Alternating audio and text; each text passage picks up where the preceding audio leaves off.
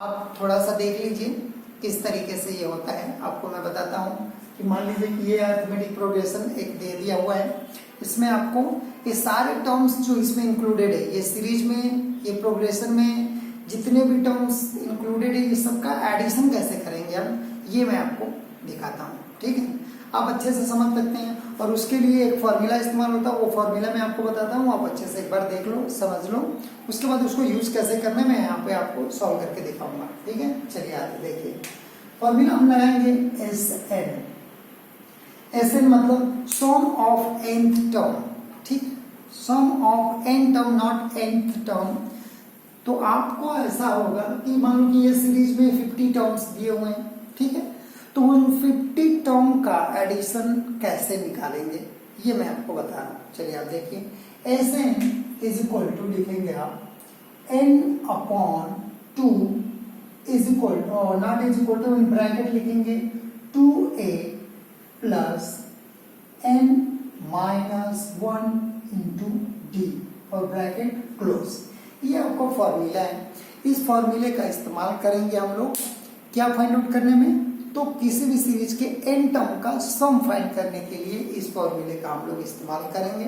ठीक है, और देखेंगे किस तरीके से सारे क्वेश्चंस को सॉल्व करते हैं। जैसे ये हो गया, अगर मैं मान लेता हूं कि इसमें 20 टर्म है, ठीक है ना, ये जो सीरीज ऊपर हमने लिखा है 10 7 4 1 minus 2 minus 5 minus 8 minus 11 something ऐसे जो भी है, तो मान लेते हैं कि इसमें 20 टर्म हमने लिखा, 19 टर्म लिखा। आप जो भी आप खुद देखिए क्या होता है कि जब कोई क्वेश्चन है ना, तो उसमें खुद कुछ क्वेश्चन में आप खुद कुछ चेंजेस कीजिए और उसको सॉल्व करने की कोशिश कीजिए, तो आप पाएंगे कि आप किसी और के बताने से कहीं ज्यादा आप सीख रहे हैं। अगर एक क्वेश्चन मैं बता रहा हूं तो आप कम से कम 5 to 6 क्वेश्चन खुद एक ही क्वेश्चन में चेंज कर करके करिए, फिर आपको लगेगा कि नहीं, हमें किसी की जरूरत नहीं है सीखने के लिए, हम सीख सकते हैं। लेकिन अगर आप ट्राई नहीं करते हैं तो आप कब तक किसी और का वीडियो देख देख के सीखेंगे। ठीक है, तो मेरा ऐसा मानना है कि थोड़ा आप ट्राई करिए, पहले आप समझ लीजिए, फिर उसके बाद आपको खुद ट्राई करना पड़ेगा। और आप ट्राई करते हैं, मैं आपको अश्योर करता हूँ कि आपको सॉल्व करने में कभी भी कोई प्रॉब्लम नहीं है। ठीक है, चलिए आइए देखते हैं। हमने इसमें पहले देखने हैं फर्स्ट टर्म क्या है, तो हम यहाँ पे नोट डाउन करेंगे सब। फर्स्ट टर्म है आपका 10। कॉमन डिफरेंस क्या है, अगर इसमें आपको पहले फाइंड आउट कर लेना है कि कॉमन डिफरेंस है क्या। कॉमन डिफरेंस आपका है -3। ठीक है, कॉमन डिफरेंस -3 है। अगर मैं बोलूं कि इस सीक्वेंस में 20th टर्म है, कितना है, 20th टर्म है, तो 20th टर्म आपको n इज इक्वल टू क्या हो जाएगा, 20। ठीक है, अब ये सीक्वेंस के 20 टर्म का एडिशन हमको फाइंड आउट करना है। ओके, ये जो 20 टर्म दिया हुआ है ये सीक्वेंस में, इनका सम जो होगा वो क्या होगा, ये हम यहाँ पे फाइंड करेंगे। चलिए कर लेते हैं, देखते हैं कैसे। हम फॉर्मूला यही इस्तेमाल करेंगे एस एन। तो एस एन की जगह पे क्या लिखेंगे 20, बिकॉज इस सीक्वेंस में 20 टर्म्स हैं, तो हम इन 20 टर्म्स का सम फाइंड करेंगे, मतलब एडिशन करेंगे। चलिए देखते हैं। तो n 20 है तो 20/2, यहाँ पे ब्रैकेट में क्या है 2a, a मतलब है आपका फर्स्ट टर्म जो है आपका 10, तो 2 इंटू 10 प्लस n क्या है आपका 20 माइनस 1, d आपका पता है जो -3 है। ठीक है, ये आपने फॉर्मूले में ये वैल्यू को सब्स्टिट्यूट किया है। ये बेसिक कैलकुलेशन आपको आने चाहिए, अगर बेसिक कैलकुलेशंस नहीं आता है तो प्रॉब्लम होगा। मैं बार बार एक ही चीज को बोल रहा हूँ, क्योंकि कुछ बच्चों में ये बेसिक कॉमन प्रॉब्लम होती है जिनको पहले ये सॉल्व करना पड़ेगा।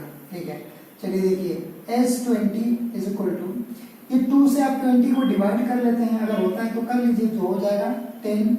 यहाँ पे आप सॉल्व करेंगे तो 2 10 जा 20 हो जाएगा, माइनस करेंगे तो 19 और इसको मल्टीप्लाई करना होगा आपको 3 के साथ। ठीक है, ये कैलकुलेशन प्रॉपरली आप स्टेप बाय स्टेप करते रहिए, क्योंकि एग्जाम में स्टेप मार्किंग होती है, तो आपको स्टेप्स के मार्क्स मिलेंगे, तो आप बहुत ज्यादा शॉर्टकट मत कीजिए। इसमें देखिए आप एक काम कर सकते हैं, पहले मल्टीप्लीकेशन कर लीजिए, फिर उसके बाद एडिशन करना है। तो 20, अभी देखिए 19 multiply with the -3, then you will get -57.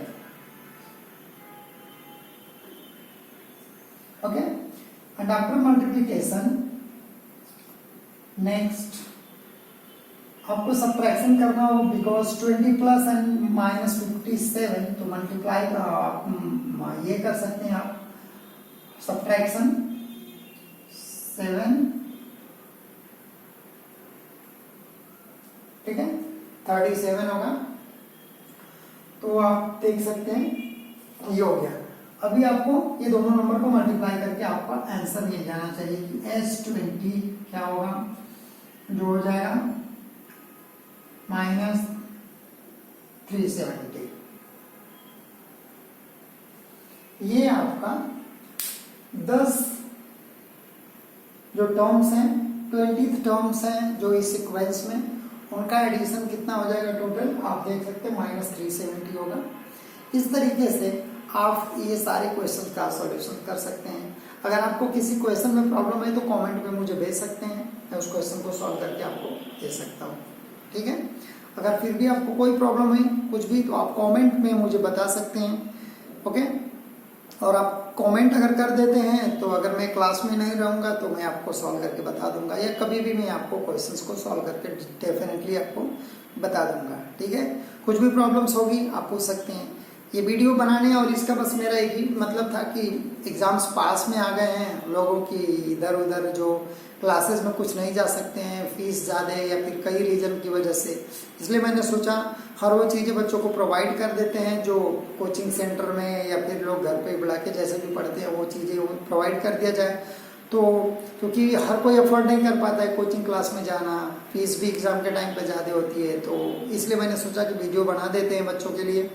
जिनको देखना होगा देख सकते हैं, मतलब जिनको पढ़ना होगा वो देख सकते हैं, देखने के लिए या इंटरटेनमेंट के लिए तो ये वीडियो बना नहीं रहा हूँ। तो मेरा जहाँ तक मानना है कि आप सीखने के लिए इसको आइए देख लीजिए, और एग्ज़ाम पास में आपके आ रहे हैं का मतलब अब 2 महीने तो है, तो मेहनत आपको अच्छी खासी करनी पड़ेगी। तो मेरा आपसे रिक्वेस्ट है कोई भी टॉपिक चैप्टर को आप अच्छे से सीखिए और उससे रिलेटेड क्वेश्चन बहुत प्रैक्टिस कीजिए। आपको एडवांस तक मिले तो कीजिए, हूँ ना मैं सॉल्व करके मैं बताऊंगा, आप टेंशन मत लीजिए, ठीक है ना। ओके चलिए, ओके बाय।